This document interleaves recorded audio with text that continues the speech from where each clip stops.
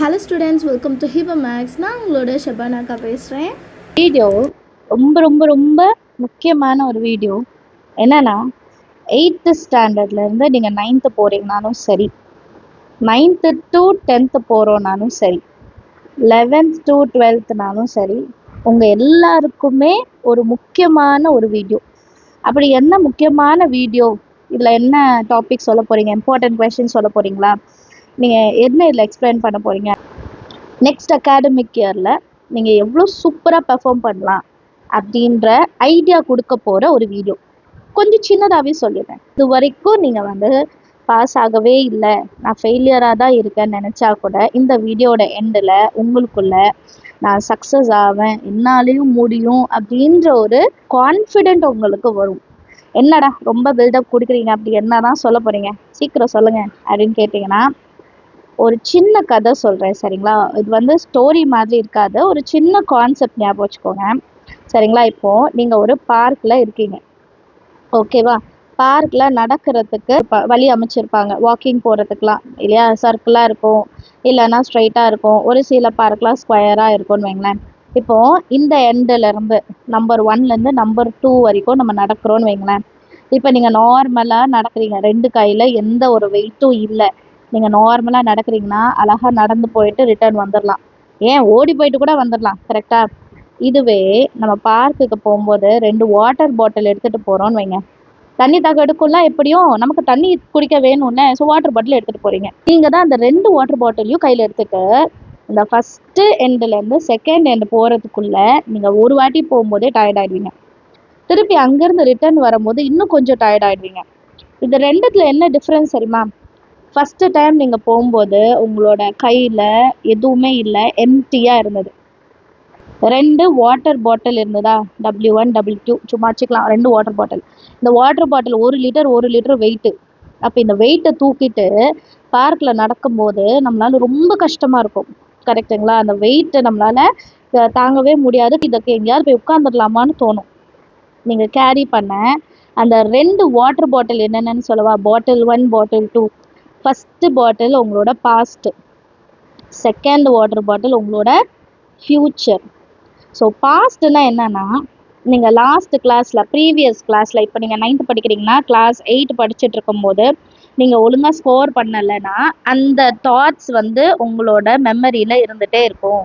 உங்கள் மைண்டில் அதை பற்றின தாட்ஸ் வந்துகிட்டே இருக்கும். நான் 8th ஒழுங்காக படிக்கலையே, அப்போ நான் 9th எப்படி படிக்க போகிறேன்?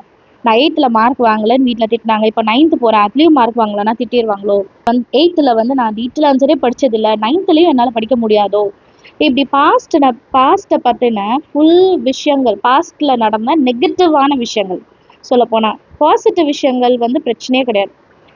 உங்களுக்கு முன்னாடி நடந்த நெகட்டிவான விஷயங்களை நம்ம மண்டைக்குள்ளே போட்டு திருப்பி திருப்பி ரீவைண்ட் பண்ணி பார்ப்போம், கரெக்டுங்களா? அப்படி பண்ணும்போது நம்ம அங்கேயே தங்கிடுவோம், நம்ம ஃப்யூச்சரை நோக்கி போகவே மாட்டோம், சரிங்களா? இதே செகண்ட் வாட்டர் பாட்டில் என்னென்னா உங்களோட ஃப்யூச்சரில் என்ன பிரச்சனை அப்படின்னா, இப்போ ப்ரீவியஸ் கிளாஸில் தான் நான் பாஸ் ஆகலை, அடுத்த கிளாஸ்லேயாவது நான் பாஸ் ஆகிடுவேண்ணா, நான் ஃபெயில் ஆனால் என்ன ஆகுறது? ஒன்று ஃபெயில் ஆனதை நினச்சி வருத்தப்படுறோம், அடுத்தது என்ன பண்ணுறோம்? நான் நெக்ஸ்ட் இயரில் பாஸ் ஆகலைன்னா என்ன பண்ணுறது? எங்கள் வீட்டில் என்ன பண்ணிடுவாங்க? நான் எப்படி என் ஃப்ரெண்ட்ஸ் கூட போய் மார்க்கை சொல்லுவேன்? என்னால் அடுத்த கிளாஸை ஒழுங்காக பண்ண முடியுமா? இப்படின்ற தாட்ஸ், சரிங்களா? இப்போ 11th 12th போகிறவங்களுக்குலாம் என்ன தோணல் இருக்கும்? 11th ஜாலியாக ஊர் சுற்றிட்டேன், ஜாலியாக இருந்துட்டேன், நான் எதுவுமே பார்க்கல, பேசிக்கே பார்க்கல. இப்போ நான் 12th போய் என்ன பண்ண போகிறேன்? என்னால் 12th படிக்க முடியுமா? நான் ஸ்கோர் 500 550 ப்ளஸ் எடுக்கணும்னு நினச்சிருக்கேனே, என்னால் இது முடியுமா, இது முடியாதான்ற ஃப்யூச்சரை பற்றின தாட்ஸ் வரும்போது அங்கேயும் உங்களால் ஒழுங்காக ப்ராக்ரஸ் பண்ண முடியாது. இந்த 2 வாட்டர் பாட்டிலுமே கீழே வச்சுட்டு நம்ம மறுபடியும் நடக்கும்போது நம்மளால் ஃப்ரீயாக நடக்க முடியும். ஸோ எப்போவுமே உங்கள் பாஸ்ட் அண்ட் ஃப்யூச்சரை பற்றி நினைக்காதீங்க. அட் ப்ரெசண்ட் நீங்கள் என்ன பண்ணுறீங்களோ அதை மட்டும் ஃபோக்கஸ் பண்ணுங்கள். இதை சிம்பிளாக சொல்லணும்னா, டெஸ்ட்டு வைக்கிறேன்னு வைங்க, சரிங்களா? டெஸ்ட்டில் சாப்டர் 1ல் இருக்க 5 மார்க் மட்டும் நான் டெஸ்ட்டு வைக்கிறேன்னா, நீங்கள் லாஸ்ட்டு டெஸ்ட்டில் மார்க் கம்மியாக இருந்ததை பற்றி யோசிக்கக்கூடாது. இந்த டெஸ்ட்டில் நீங்கள் எவ்வளோ மார்க் ஸ்கோர் பண்ண போகிறீங்க அப்படின்ற ஃபைனல் ரிசல்ட்டை பற்றியும் என்ன பண்ணக்கூடாது, யோசிக்க கூடாது. இப்போது ஈவினிங் நீங்கள் அந்த டெஸ்ட்டுக்கு படிக்கிறீங்களா, ப்ரிப்பேர் பண்ணுறீங்களா அதை மட்டும் பாருங்கள், அதில் மட்டும் கவனம் வைங்க. இதை மட்டும் ஃபோக்கஸ் பண்ணால் போதும். ஸோ நீங்கள் ப்ரிப்பேர் பண்ணுறதுல மட்டும் உங்கள் கவனத்தை வைக்கும்போது, ப்ரிப்பரேஷன் கரெக்டாக இருக்கும்போது கண்டிப்பாக ரிசல்ட் எப்படி இருக்கும்? கரெக்டாக தான் இருக்கும். நம்ம என்ன யோசிப்போம் தெரியுமா? ஃபஸ்ட்டு சாப்டரில் எல்லா சப்ஜெக்டையும் சொல்கிறேன் நான், தமிழ், இங்கிலீஷு, சயின்ஸு, சோஷியல் எல்லாமே தான் சொல்கிறேன். ஃபஸ்ட்டு சாப்டரில் எனக்கு 4 டாபிக் இருக்குது, நான் இப்போ தான் 2வது டாபிக் வரேன், எப்படி என்னால் 4 டாப்பிக்கை முடிக்க முடியும், எப்படி நான் எக்ஸாம் எழுத முடியும், எப்படி நான் மார்க் எடுக்க முடியும்ன்ட்டு ஃப்யூச்சரை பற்றி நினச்சி அந்த 2வது கொஷினோடு ஸ்டாப் ஆகிடும். 3rd கொஷினே மூவ் பண்ணுறது இல்லை. நம்ம 3rd கொஷின் மூவ் பண்ணிட்டோன்னு வைங்களேன், அடுத்து ஒரு கொஷின் தான் ஈஸியாக படிச்சிடலாம். இன்னொரு விஷயம் என்ன தெரியுமா? நான் போன டெஸ்ட்டில் நான் மார்க்கு கம்மி ஆகிட்டேனே, நான் 40க்கு 20 தான் எடுத்திருந்தேன், அப்போ இந்த டெஸ்ட்டில் என்னால் பண்ண முடியுமான்ட்டு யோசிச்சு நம்ம இந்த ப்ரிப்பரேஷன் டைம் இருக்குது பார்த்தீங்களா, அந்த ப்ரிப்பரேஷன் டைம்ன்றது ரொம்ப முக்கியம். இந்த ப்ரிப்பரேஷன் டைமை நீங்கள் விட்டுட்டீங்கன்னா திருப்பி கிடைக்காது, நேராக போய் எக்ஸாமில் தான் உட்காரணும். கரெக்டுங்களா? அப்போ இந்த ப்ரிப்பரேஷன் டைமை நீங்கள் எப்படி எஃபெக்டிவாக யூஸ் பண்ண முடியுமோ, எவ்வளோக்கு எவ்வளோ கரெக்டாக யூஸ் பண்ண முடியுமோ அதை யூஸ் பண்ணிடணும். அப்போ தான் நம்ம ரிசல்ட் நல்லாயிருக்கும். நம்ம ரிசல்ட்டை மட்டும் நினச்சிட்டே இருந்தால் யோசிச்சு பாருங்கள்.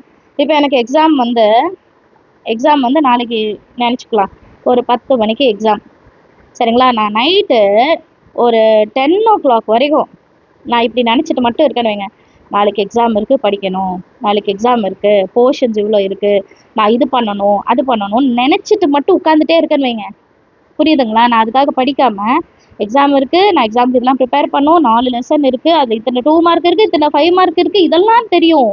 ஆனால் அதை ப்ரிப்பேர் பண்ணுறதுக்கு நம்ம ரெடி ஆகிறோமானா கிடையாது. ஸோ எப்போவுமே சொல்கிறேன், ப்ரிப்பரேஷன் டைம் ரொம்ப முக்கியம். இந்த ப்ரிப்பரேஷன் டைமை நீங்கள் எப்படி யூஸ் பண்ணணும் அதை இந்த வீடியோவில் நான் சொல்கிறேன். ஃபஸ்ட்டு திங், நீங்கள் என்ன படிக்க போகிறீங்களோ அதை முன்னாடியே டிசைட் பண்ணிடணும், சரிங்களா? நீங்கள் என்ன படிக்க போகிறீங்கன்றதை டிசைட் பண்ண. ஒரு சில ஸ்டூடெண்ட்ஸ் பார்த்தீங்கன்னா 5 மார்க் படிக்க ஆரம்பிப்பாங்க, பாதியிலே முடிச்சுட்டு நான் 2 மார்க் படிக்கட்டா, ஏன்னா இது ரொம்ப பெருசாக இருக்க மாதிரி தெரியுது, நான் கொஞ்ச நேரம் 2 மார்க் படிக்கிறேன்னுவாங்க, சரிங்களா? அண்ட் 2 மார்க் படிச்சுட்டே இருப்பாங்க, 1 மார்க் நிறைய இருக்குது, இன்னும் நான் 1 மார்க்கே பார்க்கல, அதை பார்க்கட்டா அப்படின்ட்டு அவங்க டிசைட் பண்ணதுலேருந்து டீவியேட் ஆகிட்டே இருப்பாங்க. இப்போ 5 மார்க்குன்னு டிசைட் பண்ணிட்டோன்னா 5 மார்க்கை தான் படிக்கணும், 5 மார்க்கை படித்து முடிச்சுட்டு தான் 2 மார்க் போகணும். நடுவில் நீங்கள் மாறக்கூடாது. இது ஏன் இப்போ சொல்கிறேன்னா, நீங்கள் ஃபஸ்ட்டு சாப்டர்லேருந்து படிக்க ஆரம்பிக்க போகிறீங்க, ஜூன் மாதத்துலேருந்து. ஃபஸ்ட் சாப்டர்லேருந்து நீங்கள் கவனமாக ஒரு கான்செப்டும் படிக்கும் போது உங்களுக்கு குவார்ட்டர்லி எக்ஸாமாக இருக்கட்டும், மிட்டமாக இருக்கட்டும், செகண்ட் மிட்டமாக இருக்கட்டும், ரொம்பவே ஈஸியாக இருக்கும். கடைசி டைம் வரைக்கும் போகாதீங்க, ஃபஸ்ட்டு டிசைட் பண்ணிவிடுங்க. அதுக்கப்புறம் உங்களுக்கான டைம் என்னன்ட்டு செட் பண்ணிவிடுங்க. இப்போ நான் ஸ்கூல்லேருந்து வரவே 6 o'clock ஆகுது அப்படின்னா, நீங்கள் ஒரு 6:30 நான் படிக்க போகிறேன்னு செட் பண்ணிவிடுங்க, இல்லைனா 7 o'clockலேருந்து படிக்க போகிறேன்னு செட் பண்ணிவிடுங்க. அண்ட் நான் 9 o'clock வரைக்கும் தான் படிப்பேன்றதையும் முடிவு பண்ணிடணும். எப்போவுமே ஸ்டார்டிங் டைமை விட எண்டிங் டைம் ரொம்ப முக்கியம். இதுக்கு ஒரு எக்ஸாம்பிள் சொல்லட்டா? நமக்குலாம் எக்ஸாமில் எவ்வளோ நேரம் கொடுப்பாங்க? எக்ஸாம் எழுதுறதுக்கான டைம் எவ்வளோ? 3 hours. ஒருவேளை டைம் லிமிட்டே இல்லைன்னு வைங்க, டைம் லிமிட்டே இல்லைன்னா என்ன நடக்கும்? 10 மணிக்கு ஆரம்பிக்கிற எக்ஸாமை 1 மணிக்கும் முடியலாம், 2 மணிக்கு பாதி பேர் முடிப்பாங்க, கரெக்டாக? ஒரு சில பேர் 5 மணி வரைக்கும் நான் பொறுமையாக எழுதுறேன், யோசிச்சு எழுதுறேன்னு எடுப்பாங்க, கரெக்டுங்களா?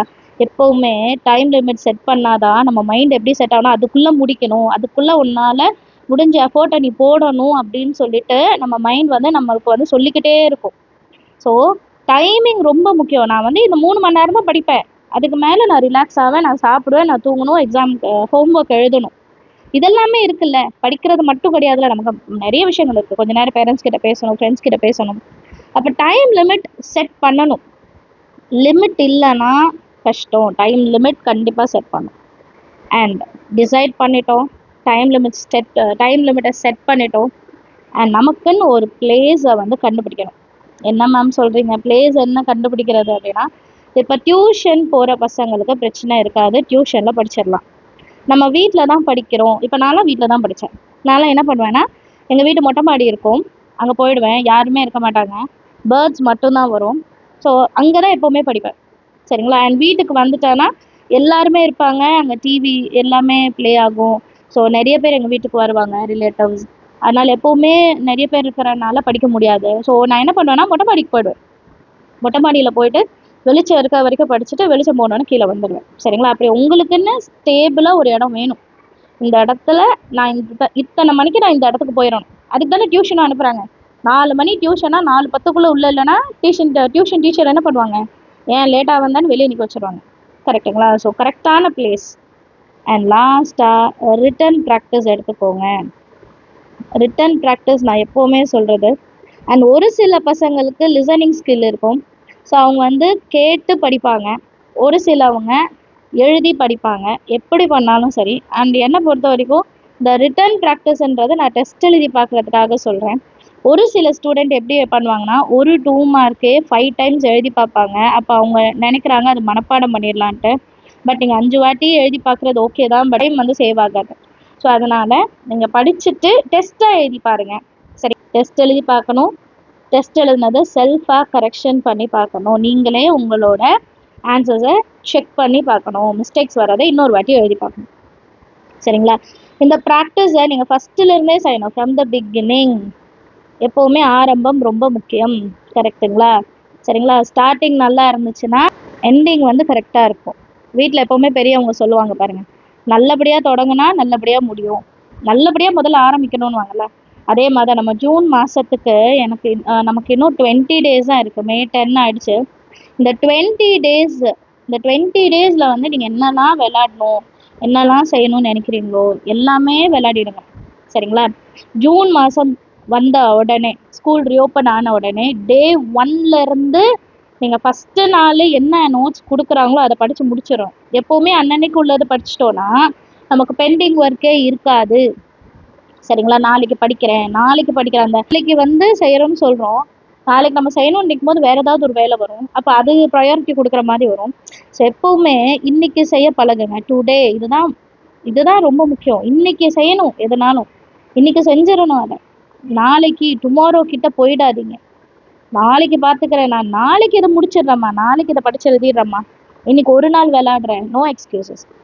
நீங்கள் சென்டம் எய்ம் பண்ணுறீங்க எல்லா சப்ஜெக்ட்லேயும். 500க்கு நான் 500 எய்ம் பண்ணுறேன், 11th 12th 600க்கு 600 எய்ம் பண்ணுறேன்னா நீங்கள் ஃபஸ்ட்டு நாள்லேருந்தே ஒர்க் அவுட் பண்ணால் மட்டும்தான் முடியும். சரிங்களா? இன்னொரு முக்கியமான விஷயம் சொல்கிறேன். 10th முடித்து 11th போகிற பசங்களுக்கு என்னோட ஒரு பெரிய அட்வைஸ் இருக்குது. என்னென்னா 11th டாப்பிக்கை கவனமாக படிச்சிருங்க. ஏன்னா 12th பேஸே அதில் தான் இருக்குது. 10th மாதிரி இருக்காது. 11th எல்லாமே புதுசு. அதை நீங்கள் வந்து பேஸில் அண்டர்ஸ்டாண்ட் பண்ணலை, அந்த நாலேஜ் எடுத்துக்கலன்னா 12th போய் கஷ்டப்படுவோம். 11th தான் பேஸ். 11th மேக்ஸ் வந்து உங்கள் காலேஜுக்கு யூஸ் ஆகும். கண்டிப்பாக உங்கள் காலேஜுக்கு யூஸ் ஆகும். அண்ட் நீங்கள் வந்து JEE IIT படிக்க போகிறீங்க அப்படின்னா, JEE IIT ப்ரிப்பரேஷன் இப்போ நம்ம சேனல்லே கொடுத்துட்ருக்கேன். சரிங்களா? JEE IIT ப்ரிப்பேர் பண்ண போகிறீங்கன்னா 11th 12th பேசிக் விஷயம் அதில் ரொம்ப அவசியம். சரிங்களா? ஸோ அதனால் ஃபஸ்ட்டுலேருந்தே நீங்கள் எல்லாமே பார்க்க வேண்டியது ரொம்பவே முக்கியமான ஒரு விஷயம். சரிங்களா? என்னடா ஃபஸ்ட்டே படிக்க சொல்கிறாங்க அப்படின்னு தயவுசெய்து நினைக்காதீங்க. எனக்கு வந்து உங்களோட சக்ஸஸ் தான் வேணும். சரிங்களா? நீங்கள் வந்து நல்லபடியாக சக்ஸஸ்ஃபுல்லாக இந்த ஸ்கூலோட எக்ஸாம்ஸ் எல்லாம் முடித்து நல்ல ஒரு மார்க்கில் வெளியே வந்தால், கவுன்சிலிங் இப்போ ஸ்டார்ட் பண்ணிட்டாங்க. காலேஜ் கவுன்சிலிங் அப்போ நம்ம பயப்படவே வேண்டாம். ஃபஸ்ட்டு கவுன்சிலிங்லேயே நம்மளை கூப்பிடுவாங்க. நல்ல காலேஜ், நீங்கள் கேட்குற காலேஜ் கேட்குற குரூப்பில் கிடச்சிடும். சரிங்களா? ஸோ இதுதான் என் சைட்லேருந்து உங்களுக்கு சொல்லணும்னு நான் நினச்சது. கண்டிப்பாக இதெல்லாம் ஃபாலோ பண்ணுவீங்கன்னு நினைக்கிறேன். நான் சொன்ன ஒரு 4 விஷயம் டிசைட் பண்ணுங்கள், டைம் செட் பண்ணுங்கள், எந்த பிளேஸ்ன்றதை டிசைட் பண்ணுங்கள், ரிட்டன் ப்ராக்டிஸ் எடுங்க, ஃபஸ்ட்டுலேருந்தே ஆரம்பிச்சிடுங்க. சரிங்களா? நாளைக்கு அப்படின்ட்டு தயவு செய்து போயிடாதீங்க. என்னோட ஒரு கைண்ட் ரெக்வெஸ்ட். நான் சொன்ன எல்லா விஷயத்தையும் ஃபாலோ பண்ணுவீங்கன்னு நினைக்கிறேன். அண்ட் உங்களோட பாஸ்ட்டையும் உங்களோட ஃப்யூச்சரை பற்றி நீங்கள் நினச்சிட்டே இருக்காமல், அட் ப்ரெசண்ட் உங்களால் எவ்வளோக்கு எவ்வளோ படிக்க முடியும், எவ்வளோ உங்களோட எஃபர்ட் போட முடியுன்றதை யோசிங்க. இப்போ இந்த நிமிஷத்தில் நான் என்னால் எவ்வளோ படிக்க முடியும் அப்படின்றத மட்டும் கான்சென்ட்ரேட் பண்ணுங்கள். நமக்கு முன்னாடி நடந்ததையும் இதுக்கப்புறம் நடக்க போகிறதையும் நினச்சி நீங்கள் எந்த கவலையும் எடுத்துக்காதீங்க. அது வந்து நமக்கு வந்து ரொம்ப ஸ்ட்ரெஸ்ஸை கொடுத்துரும் அது. சரிங்களா? எப்போவுமே பாஸ்ட்டை முடிஞ்சதை நம்மளால் மாற்றவே முடியாது. கரெக்டாக? முடிஞ்சு போனதை பாஸ்ட்டை வந்து நம்மளால் டைம் ட்ராவல் பண்ணி போயெல்லாம் மாற்றவே முடியாது. அண்ட் ஃப்யூச்சர் எப்படி இருக்குன்ட்டு நம்மளால் சொல்லவே முடியாது. அது கடவுளோடது. கரெக்டுங்களா? இன்றைக்கி நான் எப்படி இருக்கேன், நாளைக்கு எப்படி வேணா இருக்கலாம். அது கடவுளோடது. நம்மளால் அதை மாற்றவே முடியாது. ஆனால் நான் என்ன பண்ணலாம், அதுக்காக முயற்சி பண்ணலாம். நான் எப்போவுமே ட்ரை பண்ணும். நான் ஃப்யூச்சரில் இப்படி இருக்கணும்ப்பா, 5 வருஷம் கழிச்சு நான் இப்படி இருக்கணும் அப்படின்றத நான் ட்ரை பண்ணிகிட்டே இருக்கணும். என்னோட அந்த முயற்சியை வந்து விட்டுறவே கூடாது. கன்சிஸ்டண்ட்டாக நீங்கள் ஒர்க் பண்ணிகிட்டே இருந்தால் மட்டும்தான் நம்மளால் லைஃப்பில் ஜெயிக்க முடியும். சரிங்களா? ஸோ உங்கள் ஃப்ரெண்ட்ஸ் சர்க்கிளுக்கு இந்த வீடியோஸ் எல்லாம் ஷேர் பண்ணுங்கள். அவங்களுக்குமே கண்டிப்பாக யூஸ்ஃபுல்லாக இருக்கும். அண்ட் இதே மாதிரி நிறைய வீடியோஸ்க்கு நம்ம சேனலை சப்ஸ்கிரைப் பண்ணுங்கள். உங்கள் பெல் ஐகான் செலக்ட் பண்ணிடுங்க. இந்த வீடியோவில் நான் சொன்ன விஷயங்கள்லாம் உங்களுக்கு கரெக்டுன்னு பட்டுச்சா இல்லையா அப்படின்றத கமெண்ட் செக்ஷனில் சொல்லுங்கள். தேங்க்யூ ஸோ மச் ஃபார் வாட்சிங்.